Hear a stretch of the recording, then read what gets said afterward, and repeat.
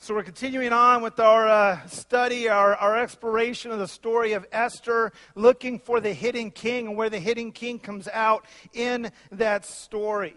Last week, we were at kind of a pivotal scene last week, the climax, as it's oftentimes called and referred to within a story, in which we saw Esther at that second banquet finally revealing herself, revealing who she was and what was going on, and what was really sort of the case there, what Haman had done. We saw Haman arrested. We saw at the very end, we read about Haman being executed on a pole that he had originally set up to execute Mordecai.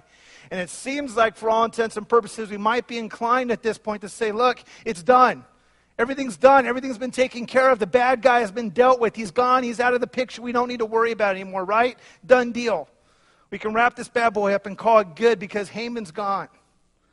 That's not exactly the case.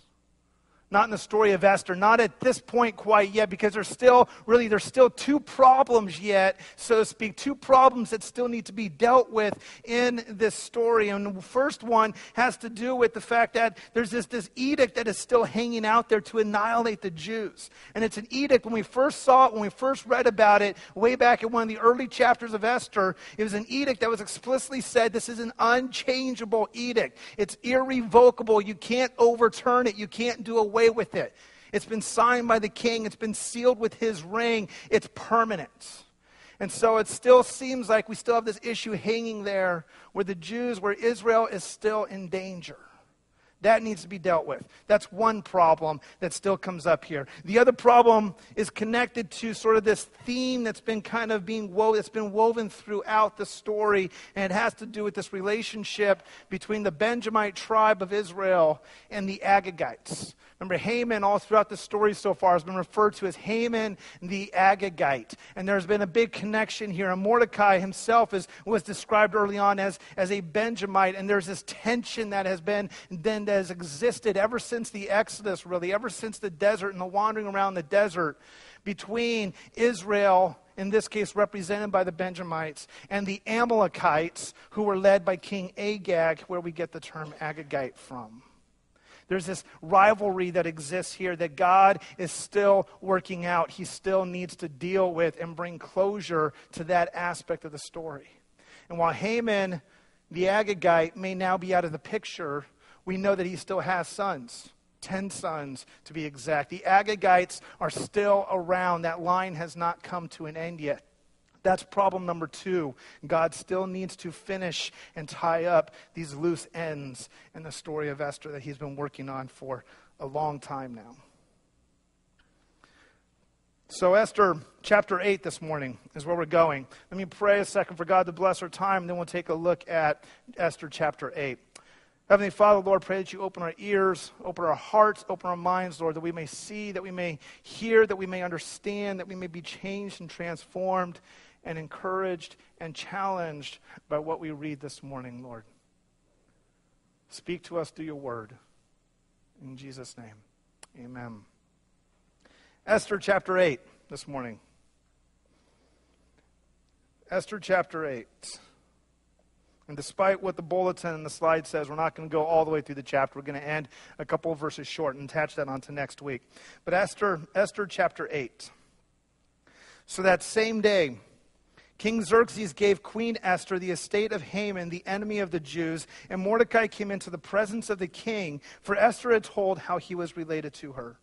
The king took off his signet ring, which he had reclaimed from Haman, and presented it to Mordecai, and Esther appointed him over Haman's estate. I'm going to stop there for a second, because one of the things that comes out in this chapter is, while last chapter was considered the climax of the story of Esther, chapter 8 in many ways is oftentimes labeled as the great reversal of Esther. This is the point in which God is now very much reversing everything that has been building up. We've seen this build up, we've seen hints, we've seen just kind of, little shadows in many ways of things, reversals that are coming. And now in chapter 8, we finally get to this great reversal in which everything seems to actually be made, right in many ways. And while we already have 2 smaller reversals that come up in these first 2 verses already, and that one is that in these first 2 verses, Haman's reputation changes and gets reversed. You see, now Haman is now being described in verse 1, Haman, the enemy of the Jews. Now, all throughout the story so far, Haman has not been described as the enemy of anybody, really. He's been described in more positive terms, usually something along the lines of the king's most trusted advisor, the second in command, something more positive than that. Haman, if all had gone the way that he had planned it, and if it wasn't for the fact that God has been sort of silently working in the shadows of this story, history would have gone down. Haman would have gone down in history as a hero of the Persian Empire. He would have gone down in history as the man who ridded the Persian Empire of the greatest threat, the greatest internal threat to that empire. Because Israel would have been destroyed, and that would have been the end of it. Haman would have been a hero. But that's not how it turns out. Instead, because of everything that's been happening, and especially because of the way God has been working here, Haman's reputation, his legacy, is reversed. And he now becomes the enemy of the Jews. And he goes down in history with that label. There's also a second reversal that might be a bit more important, a bit bigger in terms of where this story goes. And that has to do with Mordecai here in verse 2 already. That Mordecai is given Haman's position.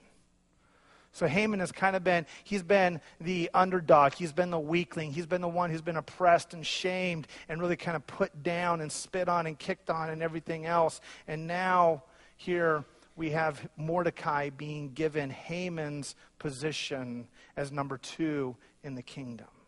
And that becomes an important piece of where the story goes. So verse 3. Esther again pleaded with the king, falling at his feet and weeping. She begged him to put an end to the evil plan of Haman the Agagite, which he had devised against the Jews. Then the king extended the gold scepter to Esther, and she arose and stood before him. If it pleases the king, she said, and if he regards me with favor and thinks it right, the right thing to do, and if he is pleased with me, let an order be written overruling the dispatches that Haman, son of Hammedatha the Agagite, devised and wrote to destroy the Jews in all the king's provinces. For how can I bear to see disaster fall on my people? How can I bear to see the destruction of my family? And King Xerxes replied to Queen Esther and to Mordecai the Jew, because Haman attacked the Jews, I have given his estate to Esther, and they have impaled him on the pole that he set up.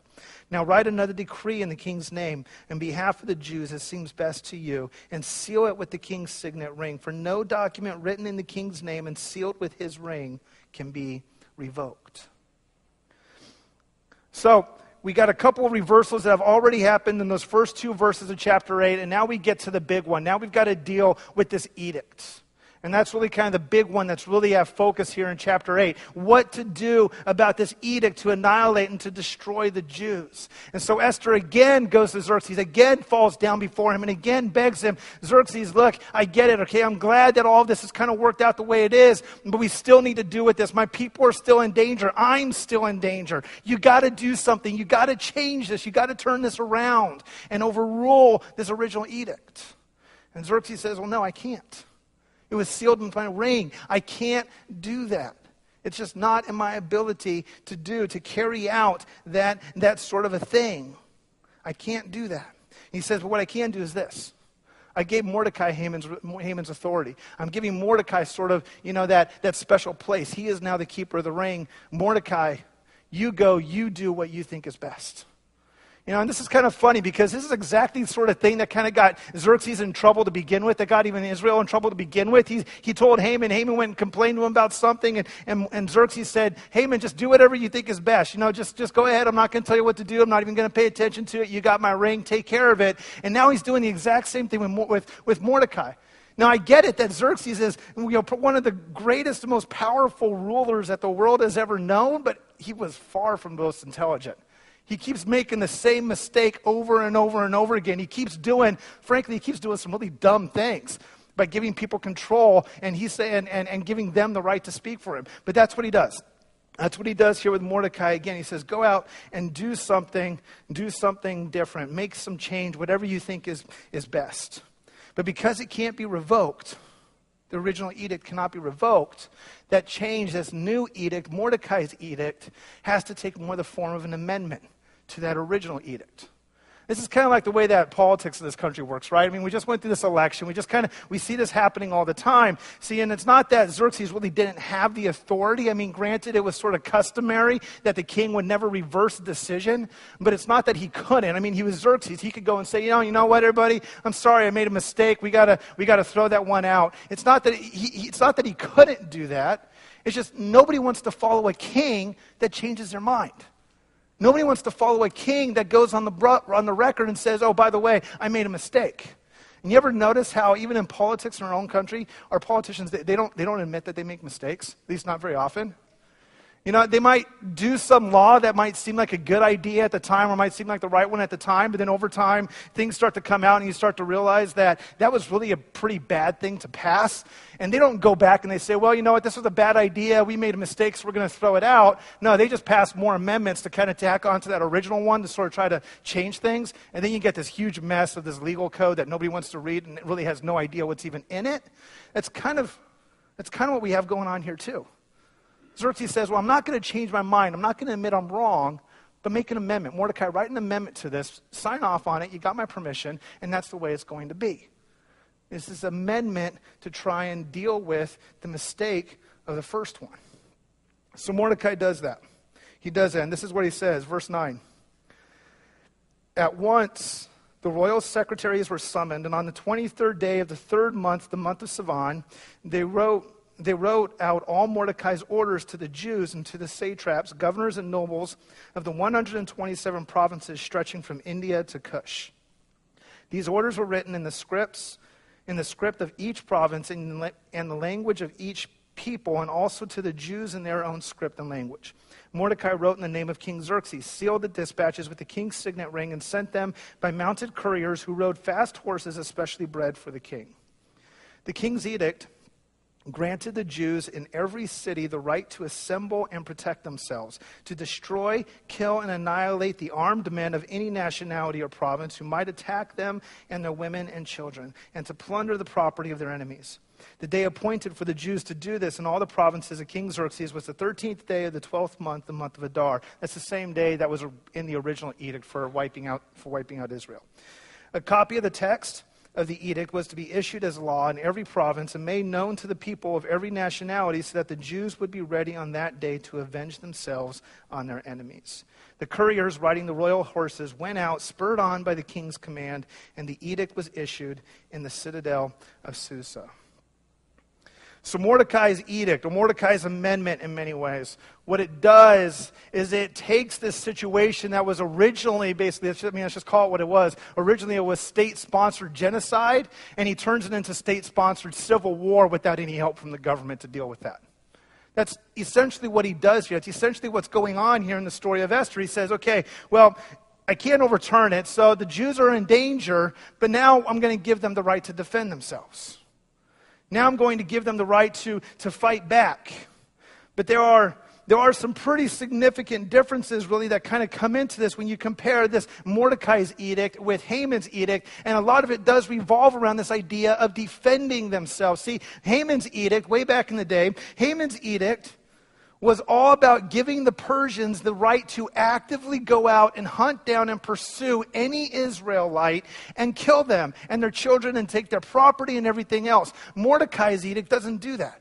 Mordecai's edict doesn't say, well, now in order to get back, in order to, do justice, kind of thinking back to what we talked about last week a little bit, in order to get to, to do justice, I'm not going to give Israel the right to attack back. I'm going to give Israel the right to defend themselves. See, in the original edict, Israel didn't have the right to defend themselves. They really just kind of had to sit there. If their Persian neighbor came busting through their door with a sword, they had to just sit there and take it. They couldn't defend themselves. And if they defended themselves, they'd be breaking the law and they'd probably be arrested and killed anyways. So, they were really pretty out of luck. Now, Israel has the right to defend themselves, but not to go on the attack. That's pretty significant. It echoes, in many ways, what we saw happening last week with Esther. when Esther went to Xerxes in the second banquet before Xerxes and Haman and went and pleaded before Xerxes her case, pleaded for her life, she didn't come right out and say Haman was responsible. That eventually came out, but only by Xerxes prodding. Esther didn't go to Xerxes looking for revenge, looking to kill Haman. She just simply went looking for justice. Mordecai, in many ways, is doing the same thing with Israel. He's saying, you're not being given permission to go out and get revenge. That's God's doing. That's not your doing. That's God's doing. You are being given permission to make things right, to defend yourself. You can attack, but only if you are attacked first. That is a major, major issue here.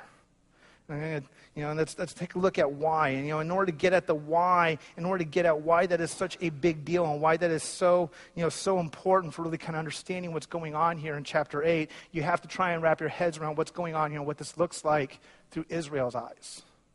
Okay, so a little bit of kind of historical context here, and I've talked about this before. Israel is in Persia all because of the Babylonian captivity. So way back in the day when Israel was their own nation and being self-governed, they had this tendency of constantly flip-flopping back and forth between worshiping God and worshiping other gods, or worshiping other gods at the same time as worshiping God. And after a while, God just got sick of me and said, you know what, you guys need to be disciplined. And so I'm going to send the Babylonian, actually I'm not going to send, I'm going to allow the Babylonian army to come in and to take care of you. They're going to destroy my temple, they're going to destroy Jerusalem, they're going to march a whole bunch of you off to Babylon, and that's just the way it's going to be. And you're going to be there for a while, and eventually, we'll come back. And so the reason why Israel is in Persia to begin with is because of this Babylonian captivity. After Babylon, Persia came in, defeated Babylon, and that's why it's now Persia instead of Babylon. So back then, back when Israel was still self-governed and still living in Jerusalem, still living in Israel, in the territory of Israel, they were God's people, and they understood that, especially when it came to doing things like going to war. So if you go to war, if Israel went to war, they went to war always with this understanding that God was fighting this war ahead of them. God was going before them to fight this war. And so when Israel would put their army together and line up on the line and get ready to go and fight these people, they were doing it with this confidence and this faith that really all they were doing is just mopping up after God had already done the heavy fighting. It wasn't really their war, it was God's war to fight, and they were just there just to do the cleanup work. And they went in with that faith and that confidence. And also connected to that, Israel fell into this trap that a lot of countries and a lot of nations fell into, where they started to believe that God actually physically dwelt in the temple. And the closer you were to the temple, the more likely you were to have God's blessing and God's favor. The further away from the temple you got, the more likely you were to be actually outside of God's territory, God's jurisdiction. And if you run into a situation like where Israel was in when they were living in Persia and after the Babylonian captivity, the temple is destroyed, God's city is destroyed. For all intents and purposes, the interpretation of that is that God has moved out. God has left the building. To kind of refer to, Elvis or whoever that came from. But God is gone. He's out of the picture. He's not around. He moved out. He abandoned his people. That is why his temple was destroyed. That is why Israel is now in Babylon. And even if for some reason God was still in Israel in some way, that's too far away for him to find his people over in Persia, over in Susa. They were hopeless. You combine that with the memory of this everlasting covenant that God made with his people in the Exodus. It said, you will always be my people and I will always be your God. And you combine that with this confusion that God seems to have abandoned them and forgotten them, and what you're set up for is one major, major faith crisis. Why? Why, God? Why is this happening? Why? How do you expect us to actually believe that you are real or that you're still here if all of this stuff is what has happened to us?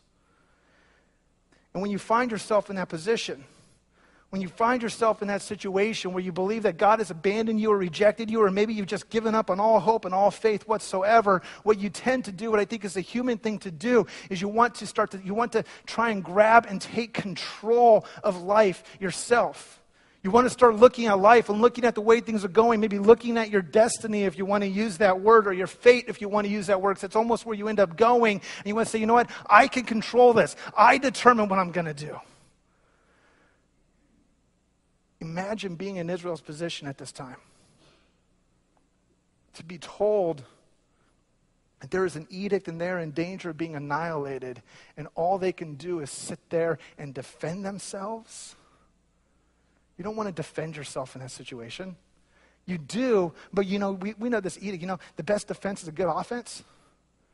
You don't want to just sit there and wait for somebody to attack you. You want to get the element of surprise. You want to be preemptive. These preemptive strikes that we've all become familiar with through the news the past 15 years or so. You want to get out there and you want to strike first, because the team that strikes first, the side that strikes first, that's the one who has the upper hand. That's the one who has control. And here's Israel being told, don't strike. You can't strike unless they come you. You have to sit back. You have to wait. God's abandoned them. He's not fighting for them. They can't fight on their own. They can't take control of the situation. They're forced to sit back and wait and see if God's actually going to show up. See, we have this story of Esther. We have this story written down where we see God's fingerprints all over this story, and we see him working out these details. But Israel didn't see that until they were looking back and reflecting back on this experience. In the moment, God's silent. God's absent. God's not even there. How much faith does it take on the part of Israel to sit back and wait and trust that a God that you have been led to believe for the last couple of decades isn't even there, to trust that he's actually going to show up where you believe he can't be? How much faith does it take to be in that position? You see, we naturally want control of situations.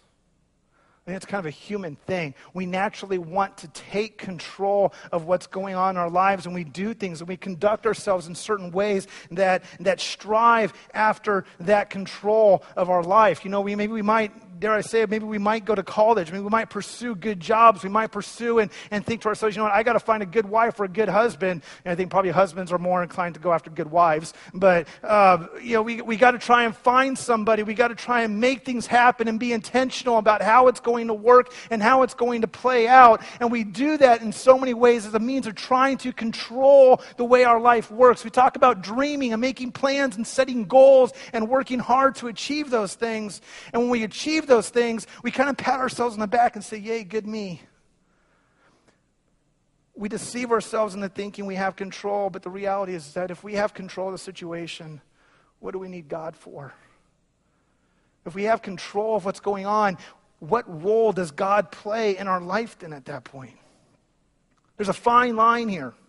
A really fine line that I have to admit, because in many ways it's kind of even person to person and case by case, because there is, you wrestle with these questions of when do I have too much control over something, or when am I just sitting back too much and not taking enough control? Because we see both things happening throughout the Bible, where God at various times, and even God's people in the early church, sometimes the disciples, the apostles, sometimes in Acts, they're sitting back and they're just praying and waiting and letting God do whatever. Other times, they're strategizing, they're making plans, and they're going after things. So where is that balance? It's a really fine line, and it really is, in so many ways, kind of case by case. It's person by person. When do you cross that line where you are striving and trying to take control of something that you should be letting God have control of instead? When are you, in many ways, trying to play God in your own life? We pride ourselves on being a society of doers. You just have to watch the Home Depot commercials and you see that. It's all about, you can do it or you can get it done, whatever it is exactly. We're all about that. And we pride ourselves on being sort of a society and being a people of doers. We have the ability to do things. And for those of us, most of us here who are born and raised in America, we've been very much indoctrinated with, sort of the Enlightenment as well as this idea of manifest destiny.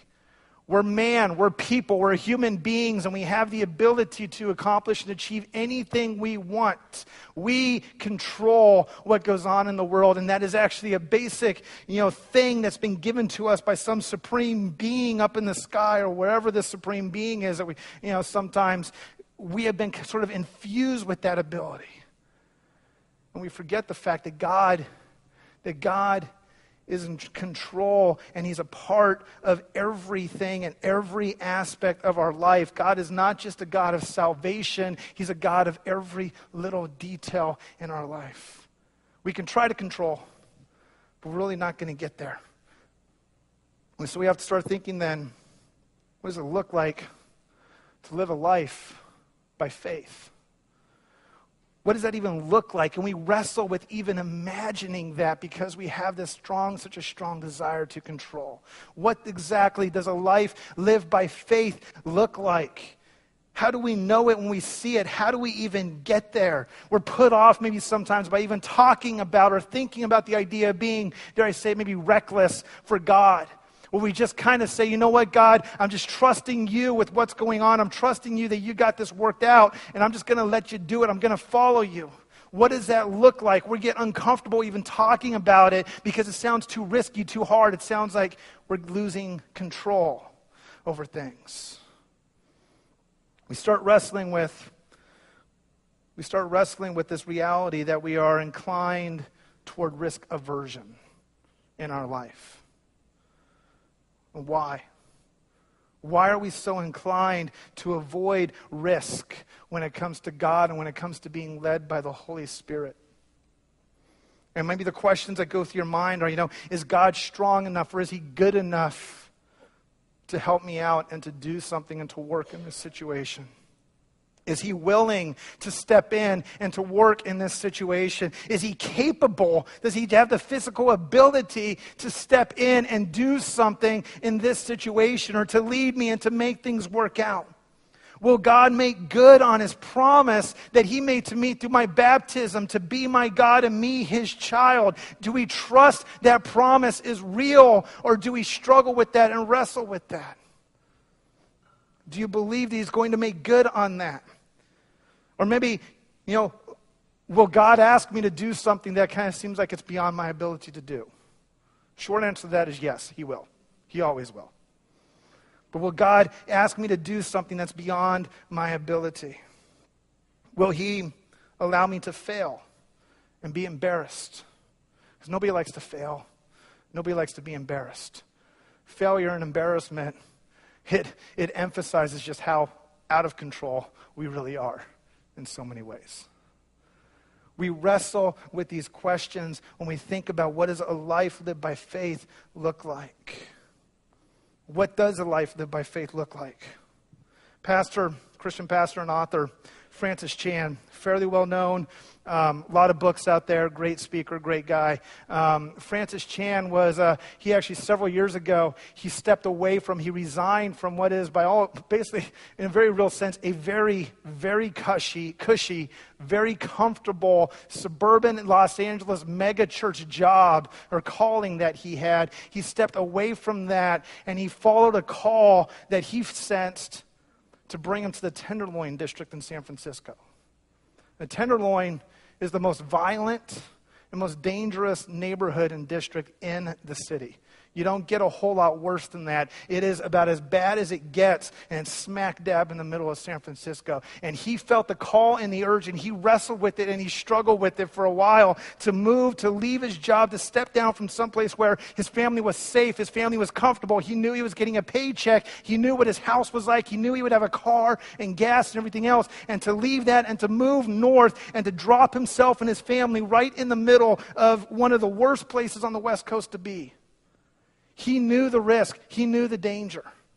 And he even had a daughter at the time. I remember hearing him talk about this. He had a daughter at the time who was really struggling with her faith. And you think, to take somebody who's really struggling with their faith out of a place where they really kind of, is their best chance for feeling God blessing them and dropping them someplace where God feels absent. I mean, that's like spiritual suicide, right? But he did that. And his daughter began to see God working. Began to see God working both through her father's ministry, but also through the people that they were interacting with. And her daughter began to have, her faith grew, and her dependence on God grew, and it strengthened to the point where she was starting to go down the Fisherman's Wharf, and she was taking homeless people at Fisherman's Wharf back to their apartment and feeding them in and out and just kind of hanging out and doing her thing. This is insanity, right? It's insanity. I mean, none of us could, I think, even imagine doing something like that. That's one way in which a life lived by faith looks.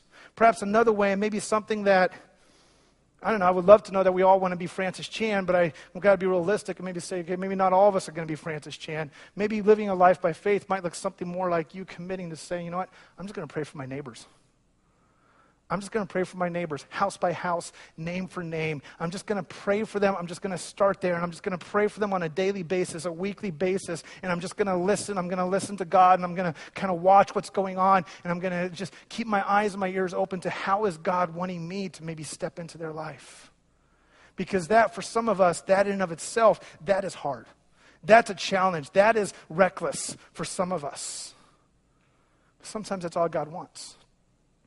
And the focus there is more on this idea of trusting and believing that as inadequate as you may feel, and as out of control as that situation may leave you, may put you in, God is going ahead of you. God is there. God is working. He is putting you on a defensive, and He is going ahead of you just like He did with the Israelites, and He's fighting that war, and He's using you to bring about that real, tangible transformation for the gospel. Many young adults today, kind of that group that's labeled the millennials, which, dare I say it, I'm one of them. I'm kind of the oldest of them. That group that's labeled the millennials, many young adults have a tendency to look at a comfortable faith as a dead faith. If you're too comfortable, are you really growing? Say we want to grow. We say we want to deepen our knowledge of God and our love of others and be better at serving the world. But if you're too comfortable, you're never being sharpened. You're never being challenged to grow in a certain way. One of my favorite lines from the Chronicles of Narnia, or the Lion, Witch, and the Wardrobe. It's an incredibly famous line where Lucy is talking to Mr. Beaver, and they're talking about Aslan, who kind of represents Jesus or God or whatever it is that imagery is in there.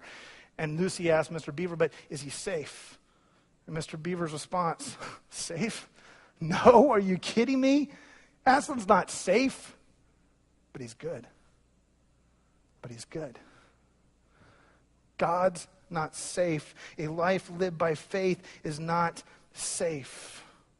And when Israel in chapter 8 is told that they can sit back and be on the defense, that's not safe, because they're putting themselves in many ways in danger, and they're allowing somebody else to have control. It's not safe. And on the 13th of Adar, their faith was stretched in a way that they had not been stretched in probably 60 years at that point. But on the 14th of Adar, they celebrated. They celebrated God because they saw a God working on the 13th in ways that they have never seen. Jesus is a better reversal. A lot of this points us to that point of Jesus being that better reversal. Because Esther 8 gets us some good stuff, and we see a great thing happening in this reversal in the story of Esther. But Jesus is ultimately that better reversal, and it all revolves around, it all gets us to the cross as that ultimate reversal. Esther 8 being, again, just another hint, another shadow that points us to the reversal of the cross in so many ways. That ultimate reversal, that we say that Jesus is a better reversal, that ultimate reversal is not just about saving a whole group of people that God is working through, but it's about God taking on the worst of society, taking on the biggest weakness, the biggest sin, the biggest evil, taking that and God taking control of that, turning it around and using it and making something good coming out of that. And it's easy for us to sit back and say, God, I'm a Christian, so I'm saved and everything's good. But if our faith stops just at that point of salvation, we don't really value and take seriously what that means and what the cross means in our life. The cross is about a lot more than just eternal life and getting into heaven. And even that, to fully grasp that forgiveness of sins, even that is an enormous step of faith.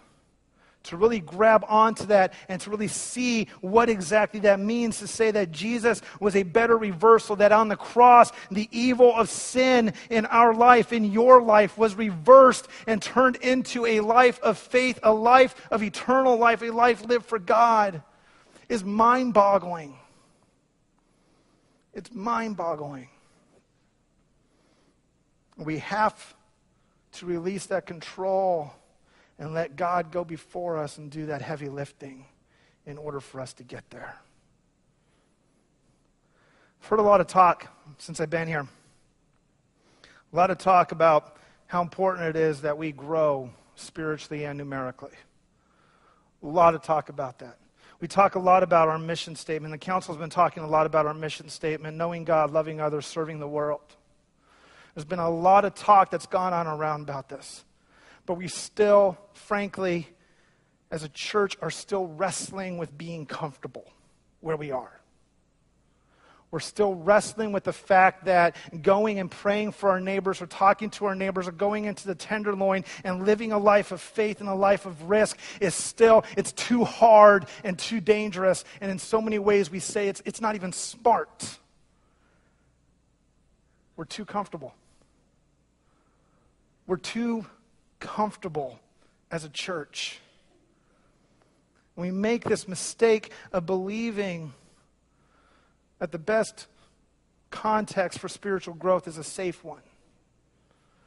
God pushes his people in Esther, pushes his people to grow by putting them in a situation where they can't help but be fully dependent on him to do something big. God absolutely blesses his people with life's little comforts and blessings, a house, a car, clothes, job, that kind of stuff. Absolutely, those are God's blessings. Paul also makes it pretty clear in 2 Corinthians that it's in our weaknesses that Christ's power is made perfect. Not our comfort, not our strength, not our ability to control anything.